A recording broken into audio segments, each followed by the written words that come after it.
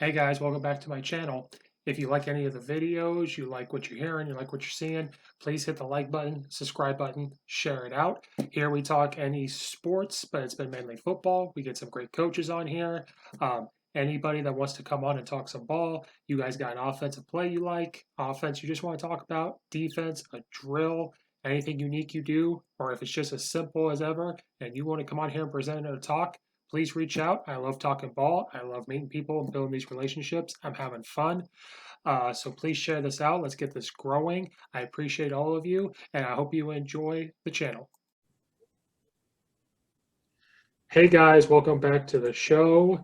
Um, if you're listening to this in podcast form, please share it out. If it's on YouTube, like, subscribe, share it out. I'm trying to get this growing as fast as I can. I love to meet coaches and get this going.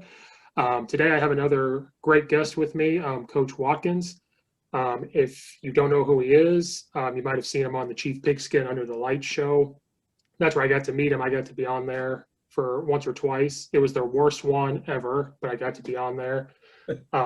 So, Coach, I appreciate you being here. Would you please introduce yourself to anybody out there that's listening? Steve, thanks for having me. And to correct you, that was not the worst. Actually, did a really, really good job. Thanks for coming on. I'm Charles Watkins, defensive coordinator at Concordia, Chicago. So thanks for having me on.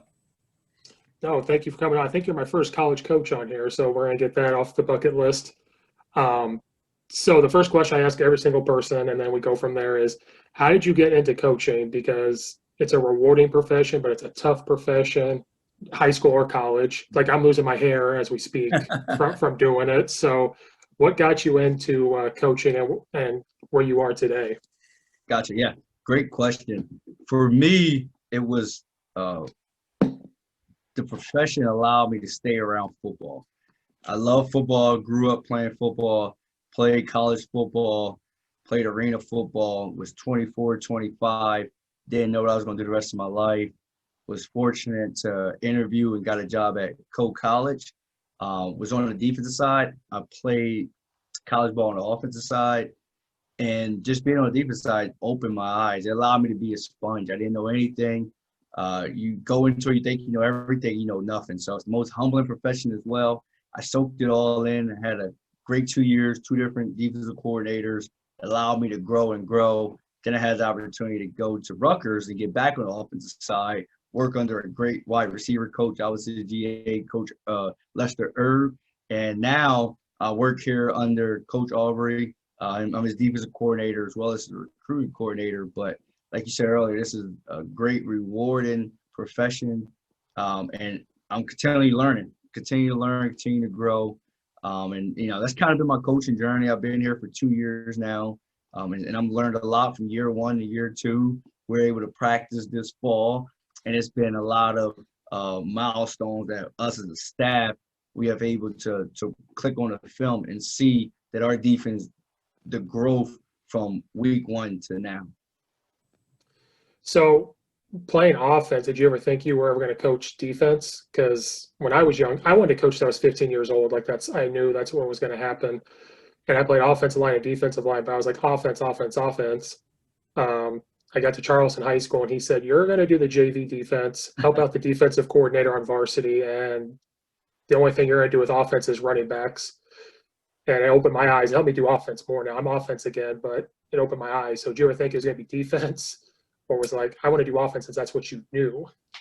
So we're getting in a recruiting world. When I was in high school, I was actually recruited to play safety, which I know now probably should have played safety, but just my love, wanted to score touchdowns, wanted to be the offensive side, took over. So I would say I always had a love for both sides of the ball. So I really didn't mind. I just knew once I got started in coaching, I love what it brings. I love the joy of helping a young man achieve his goal. And then on top of that, I knew if I coached on either side of the ball, it was going to make me a better coordinator, and then it was going to make me a better head coach. But to answer your question, though, I really it didn't matter to me. I just enjoyed coaching. Yeah, you're pretty lucky. I knew I wanted to do one thing, and I was a brat. I was 24 years old, or 23 years old, I think, or was I 22? See, I'm losing my mind. And he goes defense, and I was a brat about it. And so I went back to offense, and I was like, oh my goodness, I understand defense so much. Like, I Mhm. understand better now Yep. being on offense. And sometimes I over explain it to the kids. I'm like, oh, if they line up like this or angle this way, this is why. And I'm like, these kids don't know. Like, they're not going to figure that out. Um, so where did you play your college ball at? I think I heard on Chief Biscuit, was it Duke that you played at? What was that like? Yep. So I played undergrad at Duke University, played there under David Cutcliffe, was part of his first recruiting class. And then I got my master's and I did a grad year at Wagner College in New York, closer to home. Duke was a unbelievable university. It was a great time, had great coaches. The experience was amazing. Just being a student and being a student athlete, got to meet some great teammates, a lot of good classmates, sons that I'm still friends to this day, and people from all over, different regions, different parts of the country.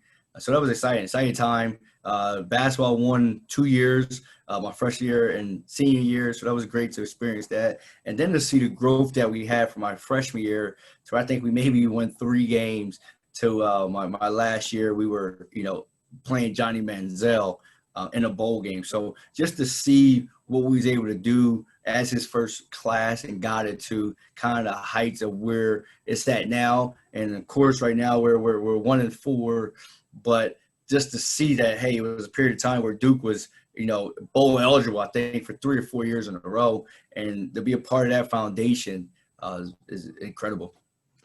Yeah, I find myself watching them a lot. I was rooting for them. I watched that first game against Notre Dame. I was like, Duke's got some big players this year. They got some big boys over there right now. Um, I think they'll get it together. There's some good coaches over there. I don't root for Duke a lot because I'm an Illinois guy. I can't root for. I don't like North Carolina. They beat Illinois in the national championship basketball game in 2005 and six. Right, that's right. I remember that. So North Carolina broke my heart. So anytime Duke plays North Carolina, I'm like, I kind of want Duke to win that one. I don't like North Carolina.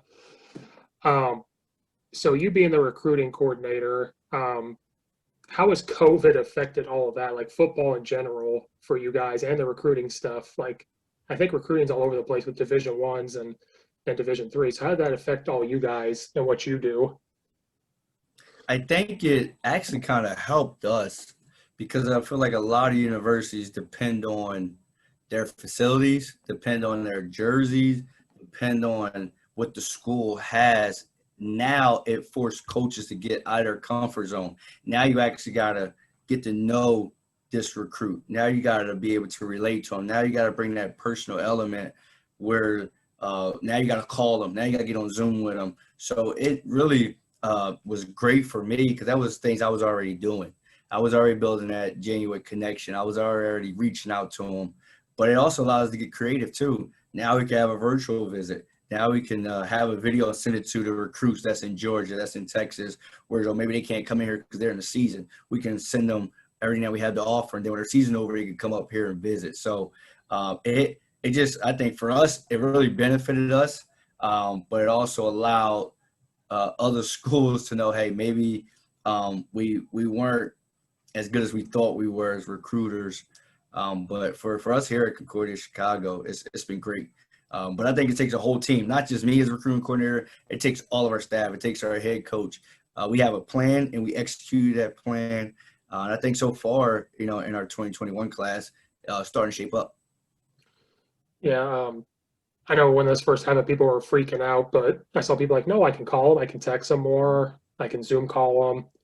Uh, I talked to a coach at University of St. Francis, Coach Hanson. He was coach at Hinsdale South. He's like, I just have conversations. It's not about football. It's, hey, how's it going? How's class? Yep. How you handling this COVID quarantine situation? Like, so he said it was actually it's his first year, so he said he actually went into it easier just doing that. So, Mhm. um, so for you guys, are you guys playing in the spring as well during this whole COVID thing? And how's that shaping up? You guys have a full schedule in the spring? Is it going to be like high school where we only get 7 games or 6 games? How's that shaping up for you guys? So very similar to the high school here in Illinois. We 5 games guaranteed. And of course, there's some other things on the table for us to possibly play 8 to 10 games and get that year back. But as of right now, where it stands is we'll have 5 games. We'll have 3 games in our side of the division. You win that, you go into like a round robin. So you win 2, you're basically the conference champ for our conference. So that's what it is right now. Our guys are practicing in the fall. They'll go home for the break. They'll come back in January, and we'll get ready for a 5-game season. Yeah, hopefully you guys get more, and hopefully it just stays the course. Hopefully everything just for you guys, it's easier for you guys to stay the course than us, but hopefully it stays the course. I'll have to go catch a game. If we don't get anything going, I'll have to drive it. I don't like driving to the city though, so we'll find out. We're right outside. You know, River Forest, right in the suburbs before you get into the city. So you know, it's not that bad. But I'm glad that some high schools here in Illinois can practice, because once we get done here, our staff's gonna make our rounds out to check out some high school football, see what teams are doing, see some guys that we're recruiting. But I hope they do have a season 2. It'll give us Friday nights, keep the same schedule. We see high school, Saturday we play. So I'm hoping that we're able to see some high school football around here. Yeah, you guys can go to Indiana and see that right across the border. They're all for it, and Iowa. And we won't get into that. That's a whole other topic. So what's a misconception? I hope I asked this question right. What's a misconception about Division III football? Because I know when I was coaching at Charleston, I had kids. I want to play D1. It was D1 or bust. It was 1AA or bust. Mm-hmm. And no offense to some of these kids, they were juniors or seniors. I'm like, if you don't know by now that you're playing Division I, you ain't playing. Mm-hmm. It's just a reality. I would push Division IIIs and Division IIs, and I said football's football. At the end of the day, I said if you get recruited and go play, you go play. A lot of good players are in Division III football. I don't think people realize that. So what's a misconception for Division III? Like, I love Division III football. So what's a misconception for these kids and coaches with that level? Great question. One of the biggest ones is that it's like an extension of high school. They call it the 13th grade, or they think it's not affordable. And that's 2 things that are very misconstrued. College can be very affordable here. Our average student, just not student athlete, pays $8K a year, right? Where the sticker price is $44. They give out grants, academic scholarships around that 34, 36 range. So the average is $6K a year. And then you look at the Division III national champs. Look at North Central. Look at Wheaton. You see some of these schools, you're like, wow, ain't no way that our high school can compete with those. So Division III is very, very competitive. It's not that, you know, this guy didn't play in high school that he's just going to come on a Division III team and start. These are some of the best athletes on your team in high school that will go to a D3 and still have to wait 1 or 2 years. So that's where a lot of people is misconstrued. And I think us as Division III coaches, we have to do a better job promoting our game and letting everyone know, hey, no, this is competitive ball. And it also is very, very affordable for families out there. Yeah, because I remember even when I was in high school, I got recruited hard by like Milliken and stuff. I think the head coach at Mount Zion now, and I coached against him. So it's just a weird how it all came back around. One of the things we all said as 16-year-old, 17-year-old kids, like, oh, it's Division III, it's too expensive. I tried to walk on Easter and got my butt kicked, so it was a big wake-up call. But as I started coaching, I said, I'm going to push this too. Like, if I know these kids can't do Division I, hey, if you want to play, not saying you're going to go there and play right away, but if you're getting recruited, look at it at least go talk, figure it out. Because not everybody's going to get that full ride scholarship. It's just not going to happen. Yep, and the goal is to try to make college the most affordable. Go to the school that's going to give you a great package, great financially, great academic, so that way you're not $200,000 in debt, right? You can go walk on to the University of Florida, right, or let's say Northwestern, a private school, and pay $60K a year and never get that full ride, as opposed to going to Concordia, play 3 or 4 years and be less in debt. Right, and you get to play ball. You get to try a new experience. It all works out. So I won't do my job if we don't ask X's and O's. So what kind of defense do you personally like running at Concordia? Like, because you're the coordinator, so you get to do your own thing. So what kind of defense do you guys run? And then is there anything unique about what you guys run? Anything unique outside of what the traditional defense would be? So we're a 4-2-5, 4 down linemen. We have our 2 backers, our Mike or Will. And then we'll have strong free, 2 corners. Then that fifth guy is kind of your hybrid. It's a guy that can be a DB, can be a linebacker. We move it around. I think one thing we do unique is I want to implement a 4 down front with a 3 down front. So we'll keep our same personnel in, and sometimes we'll come down to a 3. Sometimes we'll stay in our 4. So I think we're able to, of course, that'll take some recruiting.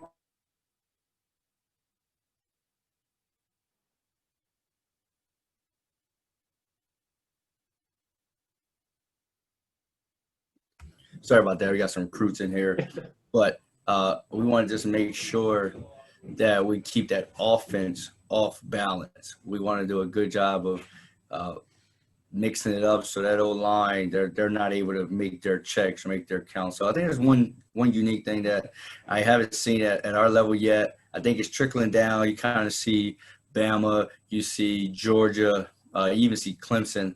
A lot of those defensive schemes, they able to be able to go from a 3 to a 0, go from a 5 to a 4-eye, shift down and have that stand-up D end. So that's something that we have done so far and having a lot of success with. Yeah, when I was at Lombard East, I was offense only, but I watched our defense. We were a 4-2-5, but then once in a while we hopped to a 3-4, and it was just a simple way to adjust it. They could slant their D end this way, bring our backer off, and cause some problems. When I first coached defense, it was a 3-4, so that's what I would do too. I'd slant a lot and bring a guy off. I could be a D coordinator. I don't know how you guys do it. Watching college football this weekend, I tweeted out, I was like, I could not coach defense. Watching that Alabama Ole Miss game, I was like, I could not be a D coordinator right now. Tough time right now. You see a lot of these schools are putting up 40, 50, 60. I wonder, what is that factor though, right? Especially in the SEC, you rarely see this. You wonder if the offense are finally catching up to the defense, or because of COVID, what happened, the pushback, or is it just that offense now have older players, whereas the defense are a lot younger and they haven't had that experience yet. So no, I think if somebody did that study, that would be really good to know why the SEC have picked up scoring so much. I think it's both. I think it's the RPO stuff and this, up tempo stuff.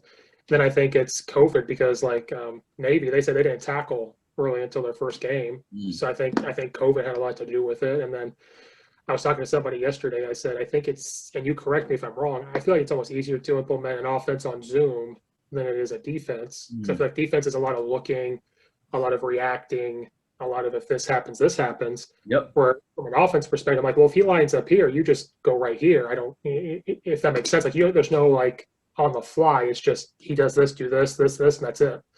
You're right. Good point. That's a great point. So that's just me personally. We did things this summer for offense, and I found it easier to draw up a run because I'm a run game coordinator, so I got to draw it up. I'm like, that's easier than me doing defense. Well, if they line up this way, this is happening, or this, and this, and so I feel like that's a huge thing. Or Nick Saban said Lane Kiffin stole the signals. I don't know. I doubt it, but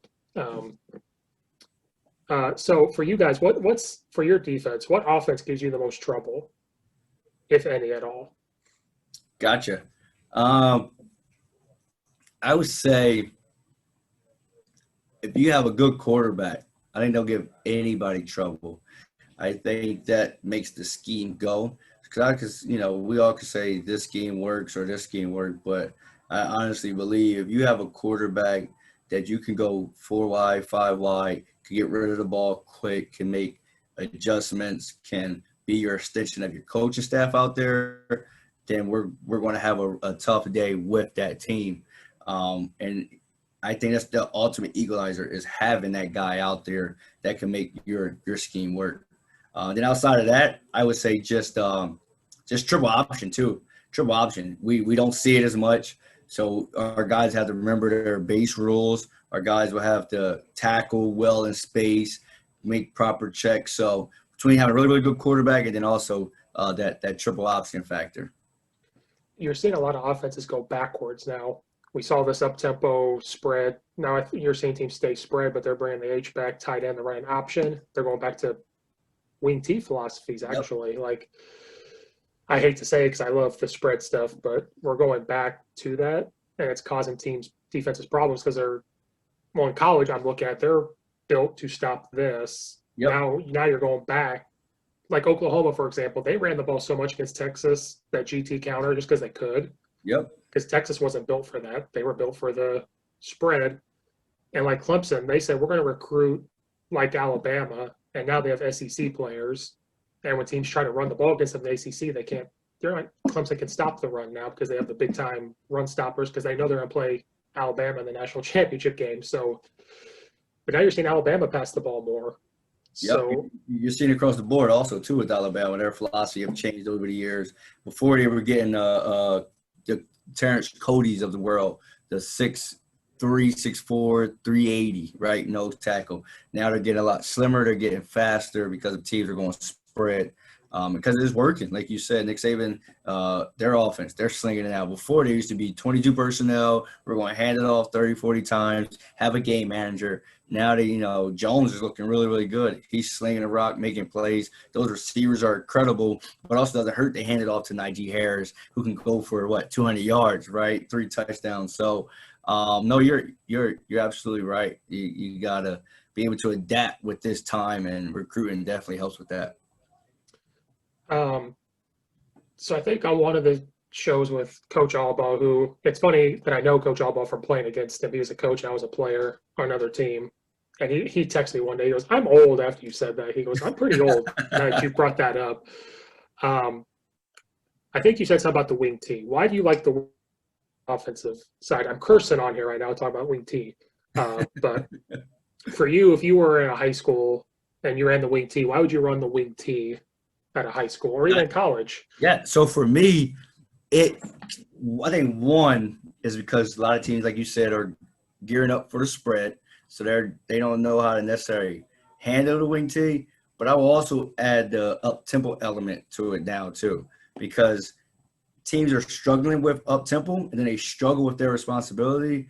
And because with the wing T, it's not about the coaching, it's about the players, right? Because a lot of wing T teams, they have to make their right checks, right? I'd rather go up against a player than a coach.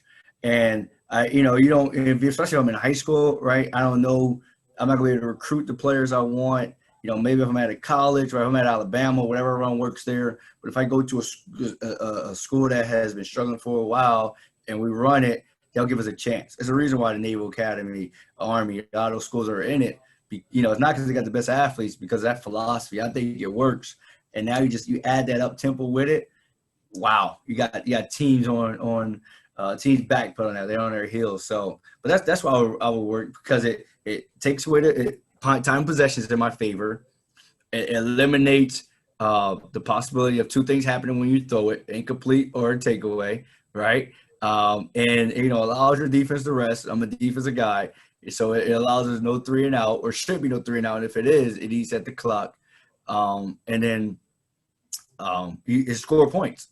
If you're running it, you're putting up points, especially if a team that hasn't seen it. I love when Larry Fedora, I'll never forget it. Their first time they played Georgia Tech, when Paul Johnson was there, I think the score was like 60-20, because he never seen a triple option.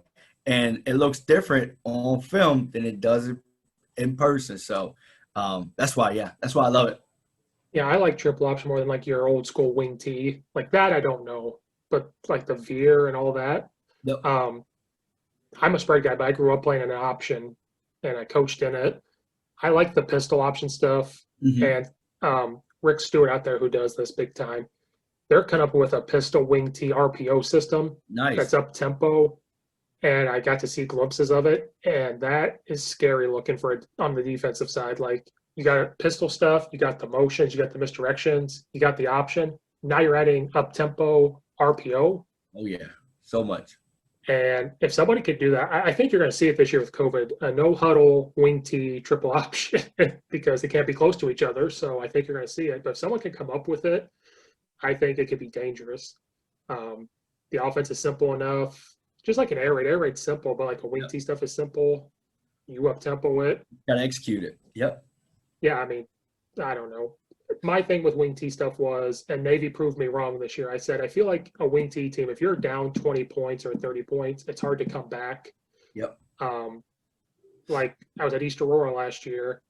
We were losing 21-0 in the second quarter. We stopped them. We run North Central's offense. The head coach came from North Central. He played there, so we run their type of offense, H-back, tight end stuff. We passed them 4 plays. We score. Now it's 21-7. They turn it over. We score again. It's 21-14. We stop them again. Now it's 21-21.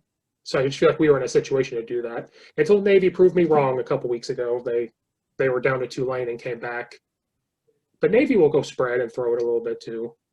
Because then at Charleston, I coach the Monken family. Some of them are in Charleston. So I met some of the Monken family. And then they told me to run Army stuff, and I said no. And they never talked to me again. No, you're right, though. It is tough to come back. But as coaches, right, we never game plan to come back. We don't go in our meet and say, hey, guys, these are our plays if we have to come back, right? We go in there saying, hey, these are the plays that's going to work. We're going to be up by 40. So that's what I think a lot of the triple option and wing T guys, that's kind of their argument is, hey, we do our job well enough. We don't have to worry about coming back. And if we do got to come back, then we got bigger issues than just running our wing T, running our offense. Oh, that's true. It's just I love getting the debates, not arguments. I don't like arguments. It's debates. You need a debate. You need it. Because some of these wing T guys on Twitter and stuff, they will bash it. Like, I know I'm keeping you a while and I'm going to rant. The Mississippi State thing. Mississippi State's struggling right now. Mm-hmm. And somebody tweeted, where's all the Mike Leach fans now? And I said, hold on a second. Like, I know they beat LSU. I think LSU is so down this year that it doesn't matter what happens. Mike Leach is a good coach. He'll figure it out. Costello has thrown 7 interceptions in 2 games. I said, and so they're like, oh, so you're going to blame the quarterback. And I said, no, it's on Mike Leach too, but I'm still a fan. Like, that's why he took air raid from triple option. They took that what if then philosophy and created that. So I get irritated with that stuff. Like, air raid doesn't work, spread doesn't work. It does. It goes both ways, because if let's say hypothetically Mike Leach ran a triple option and it didn't work in Mississippi State, they're going to say, oh, where's triple option working now? So I think if anything, you got to give a system 2 years, right? I use that 2-year philosophy, and it worked with LeBron James, right? I know we're talking about basketball, but it takes time. You got to trust the process. You got to, get that buy-in from the players, from the administration, from the coaching staff, everyone. Trust their process. Trust the quarterback, even though he turned it over 7 times, right? If he's the best guy, you got to go with him. But at the same time, right, if the backup is outperforming him in practice, you got to go with the backup. But trust the system. That don't mean just rip it all up and get rid of it, run a new system. Whatever your system is, trust it, keep getting work at it. I think that offense is good. I think you have the superior talent in the SEC that no reason why it can't work.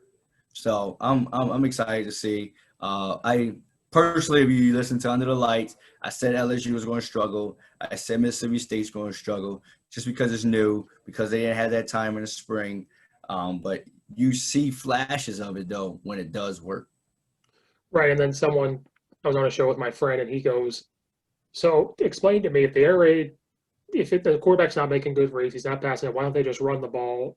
That's why they don't like the air raid. And I said, Mike Leach has a system.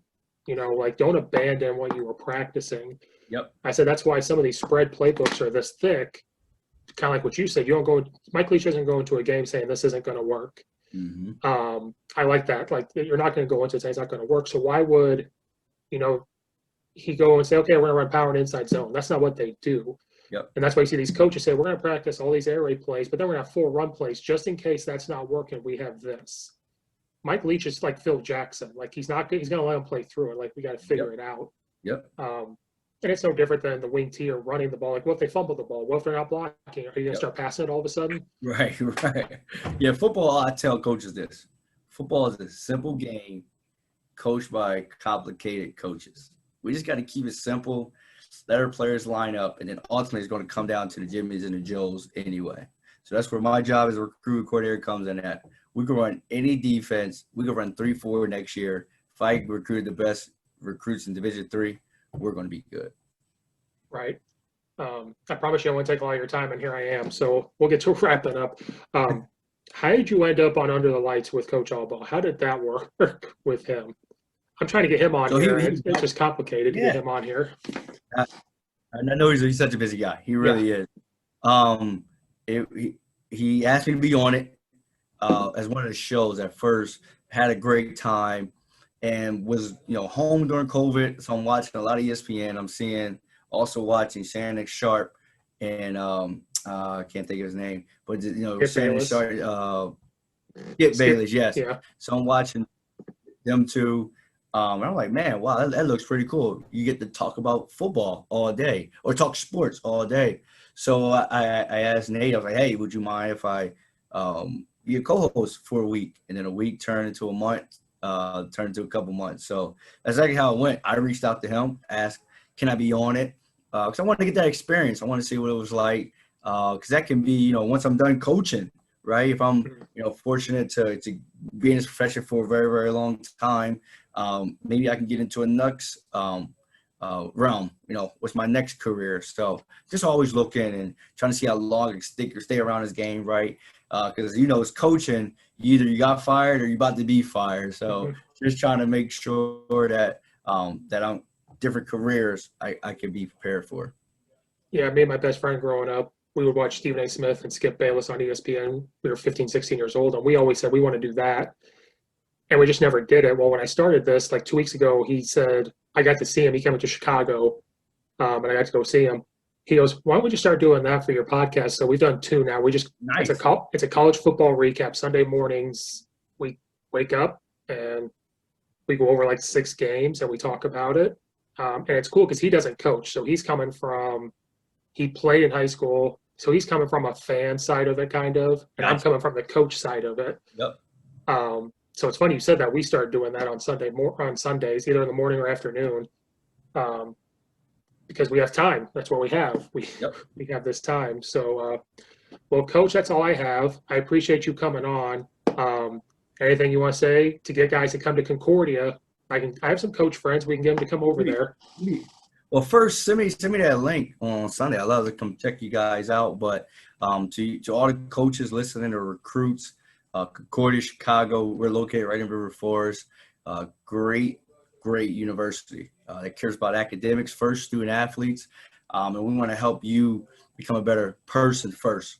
And then from there, we'll focus on the football part. But it's all about family here. Forget about me. I love you, right? We're going to take care of the things that are going to make you become a better person, because someday you're going to be somebody's father, someday you're going to be somebody's husband. We want to give you those tools that's going to make you successful in life. And that's why I think coming here, it's a 40-year plan, not just a 4-year plan. So, but thanks for having me on, Steve. I'm super excited. And, good luck if you guys have a season this year in the spring.